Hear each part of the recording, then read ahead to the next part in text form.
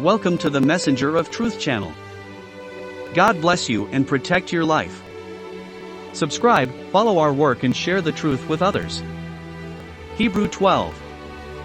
Therefore we also, who are surrounded by so great a cloud of witnesses, let us lay aside every encumbrance and the sin which so closely surrounds us, and let us run with patience the race that is set before us. Looking to Jesus, the author and finisher of faith, who for the joy set before him endured the cross, despising the insult, and sat down at the right hand of the throne of God. Consider, then, him who endured such contradictions from sinners against himself, lest you grow weak and faint in your hearts. You have not yet resisted to the point of blood, fighting against sin. And you have forgotten the exhortation that argues with you as sons, my son, do not despise the chastening of the Lord, and do not faint when you are rebuked by him. For the Lord corrects what he loves, and scourges whom he receives as a son. If you endure correction, God treats you as sons, for what son is there whom his father does not correct? But if you are without discipline, of which all are partakers, then you are bastards and not sons. Besides, we had our fathers according to the flesh to correct us, and we revered them. Shall we not be much more subject to the Father of spirits if we are to live? For those indeed corrected us for a little while as they saw fit, but this one for our profit, that we may be partakers of his holiness. And indeed all chastening does not seem to be joyful at first, but grievous, but afterward it produces the peaceable fruit of righteousness in those who are exercised by it.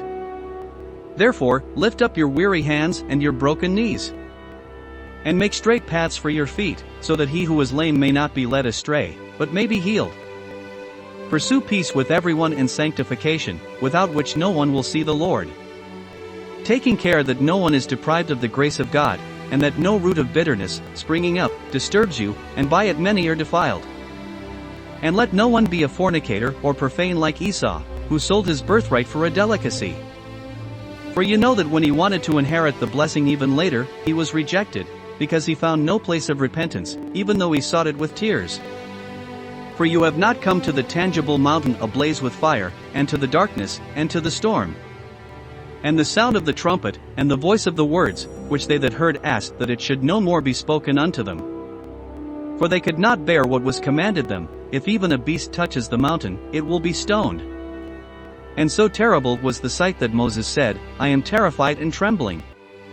But you have come to Mount Zion, and to the city of the living God, the heavenly Jerusalem, and to the many thousands of angels, to the universal assembly and church of the firstborn who are enrolled in heaven, and to God, the judge of all, and to the spirits of the righteous made perfect, and to Jesus, the mediator of a new covenant, and to the blood of sprinkling, which speaks better than that of Abel. See that you do not reject him who speaks, for if those who rejected him who warned them on earth did not escape, much less will we, if we turn away from him who is from heaven. The voice of whom moved the earth then, but now has announced, saying, once again I will move not only the earth but also heaven. And this word, yet once more, shows the change of movable things, as of things made, that the immovable may remain. Therefore, having received a kingdom that cannot be shaken, let us hold fast the grace by which we may serve God graciously with reverence and godliness. For our God is a consuming fire.